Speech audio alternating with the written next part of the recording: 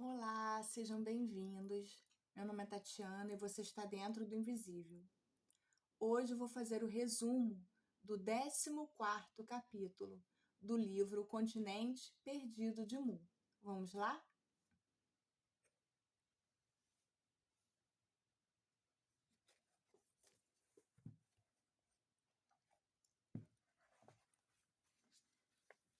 Décimo quarto capítulo, Primeiros Homens na Europa.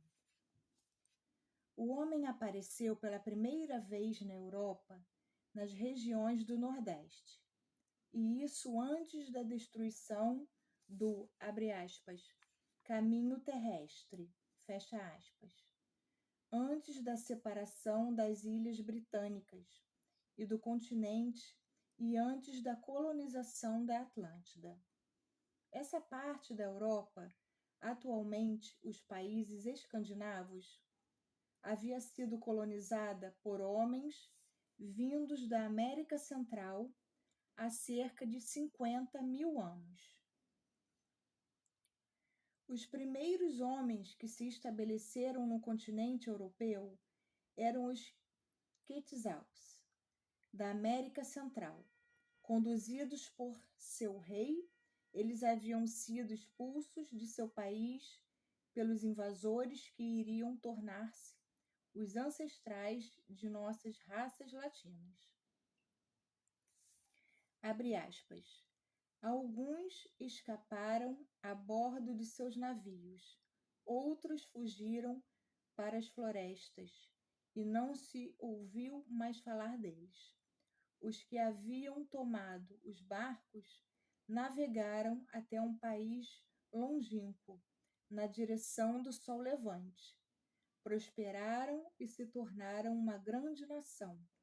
Fecha aspas. Esta é a tradição da América Central.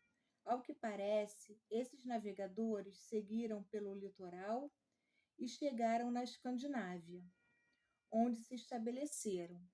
É certo que o lugar onde eles desembarcaram está atualmente submerso. Os vestígios e restos descobertos na Ásia Menor, as planícies do Cáucaso, remontam ao Pleistoceno, após a formação das montanhas. As descobertas da Noruega remontam a dezenas de milhares de anos antes da existência das montanhas.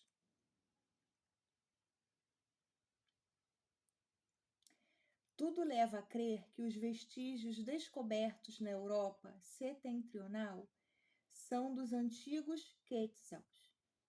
A tradição da América Central reza que os Quetzals, abre aspas, tinham a pele muito branca, os olhos azuis e os cabelos louros, fecha aspas, características do tipo escandinavo. Existe atualmente na Noruega um dialeto muito antigo chamado Kanlan. Examinando um trecho de um texto Kanlan, descobri um bom número de palavras do idioma original de Mu. Mas o mais extraordinário é que algumas de suas palavras são encontradas nos dialetos da Índia meridional, com o mesmo significado. É impossível saber a data exata da chegada dos Quetzals na Escandinávia. Tudo que podemos dizer é que eles se estabeleceram antes que a Atlântida e o sul da Europa fossem habitados, porque essas regiões foram colonizadas pelos mesmos povos que vieram para a América e expulsaram os Quetzals.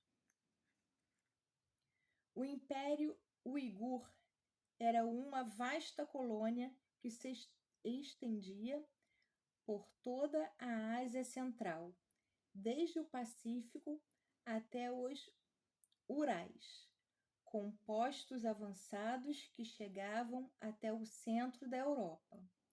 Apenas o Oceano Atlântico interrompia o seu avanço em direção oeste. Houve 2 migrações de uigures na Europa. O povo que tomou parte da primeira delas foi quase totalmente aniquilado pelo grande cataclismo magnético e a formação das montanhas. Mas algumas famílias ou comunidades conseguiram sobreviver, sendo seus descendentes atuais os bretões, bascos, espanhóis e irlandeses. Essas 3 raças possuem grande afinidade de idioma. O New York Times, de domingo, 18 de agosto de 1929, publica um artigo, um telegrama vindo de Leningrado, anunciando que o professor N. Mar, da Academia de Ciências da Rússia, afirmava que, abre aspas, os irlandeses e os armênios eram da mesma raça e descendentes dos citas, os mais ferozes combatentes da antiguidade, fecha aspas. Acrescentava que nem todos os habitantes da Irlanda pertencem a essa raça, mas apenas os que descendem dos mais antigos habitantes da ilha. Após o cataclismo magnético, o dilúvio da Bíblia e o levantamento das montanhas que se seguiu, pequenos grupos de uigures, chamados atualmente arianos, desceram das montanhas da Ásia Central e Ocidental em direção à Europa. Eles eram descendentes daqueles que haviam sobrevivido ao dilúvio e às convulsões vulcânicas.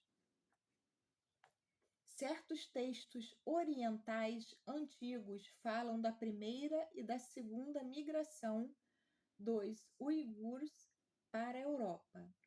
Os primeiros lá se estabeleceram durante o Plioceno, antes da formação das montanhas. Os segundos durante o Pleistoceno, após a formação das mesmas, isto é, vários milhares de anos depois. Alguns raros vestígios dos primeiros uigures foram descobertos, sendo os mais importantes, sem dúvida, aqueles da Morávia, onde uma cidade inteira parece ter sido soterrada durante o dilúvio e a formação das montanhas.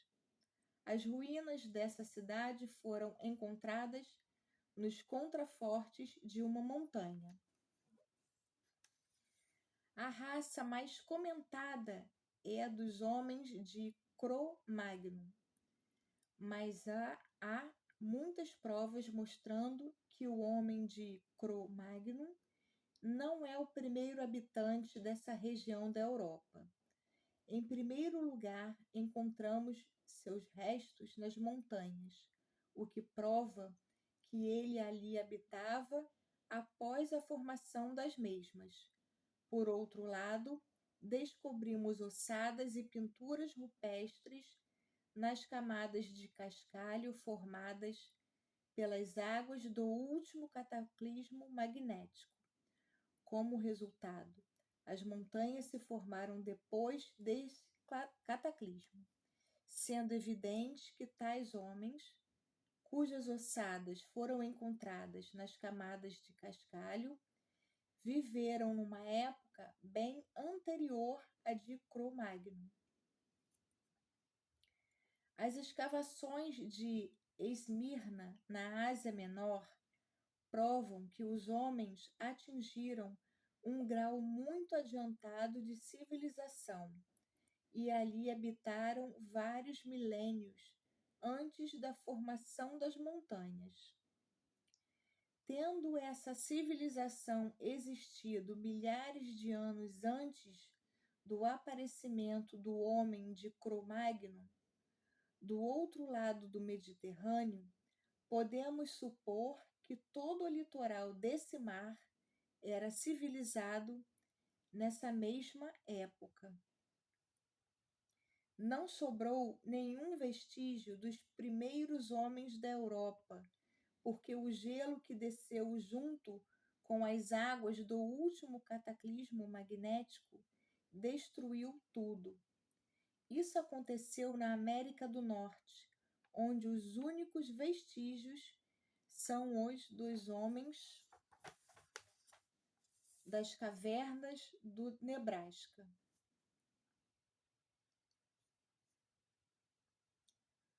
Osborne nos diz, abre aspas, um grande número de esqueletos foi descoberto na grande caverna de Ophüe, todos virados na direção oeste, fecha aspas.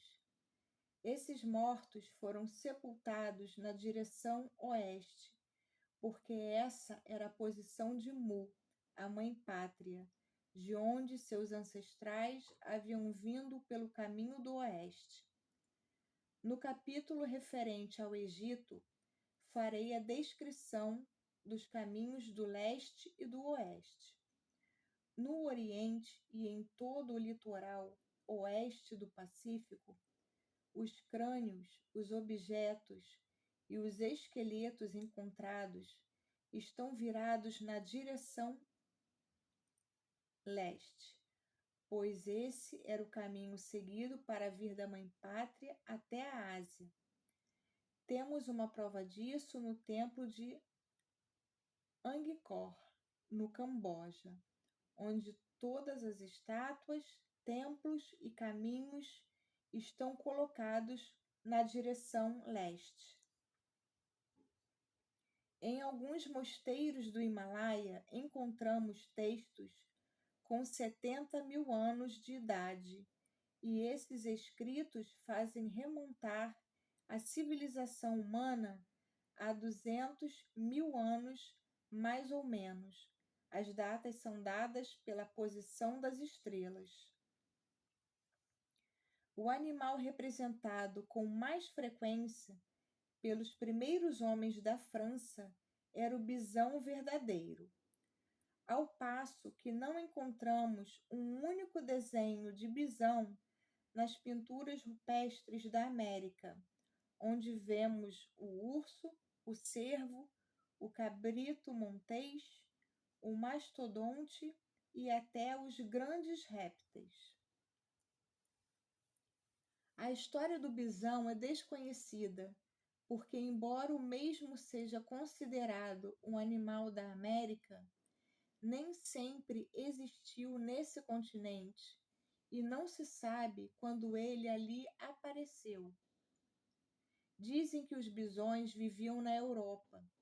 Talvez seja verdade, pois encontramos esse animal desenhado nas pinturas rupestres da França, mas nada nos autoriza a dizer que o animal seja originário da Europa ou se foi importado. Vários documentos provam que o sudoeste da França, Espanha e Portugal foram colonizados pela Atlântida. Como não encontramos nenhum bisão nos afrescos dos homens das cavernas da América, é evidente que o bisão não havia ainda aparecido nessas regiões. É fácil então concluir que o bisão foi importado da Atlântida para a América e que os primeiros artistas franceses, emigrando da Atlântida para a França, levaram consigo os bisões. O bisão não é natural da América e, portanto, teria vindo de alguma parte em uma data posterior àquela em que os primeiros artistas americanos decoraram suas grutas nos cânions do faroeste. O bisão deve ter surgido depois do último cataclismo magnético, pois do contrário, o gelo e as águas desse dilúvio os teriam aniquilado, como fizeram desaparecer os homens das cavernas do Nebraska.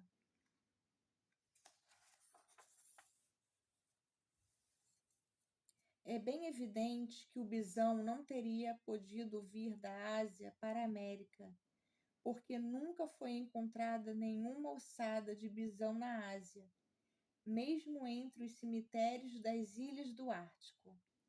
É preciso explicar que a grande onda meridional do grande cataclismo magnético desencadeou-se sobre as planícies da Mongólia e da Sibéria, carregando milhares de animais selvagens, depositando seus cadáveres no Oceano Ártico, na embocadura do Lena. É nesse lugar que encontramos atualmente as suas ossadas. Mas entre elas não existe nenhum osso de bisão. Nos veremos na próxima leitura. Até lá!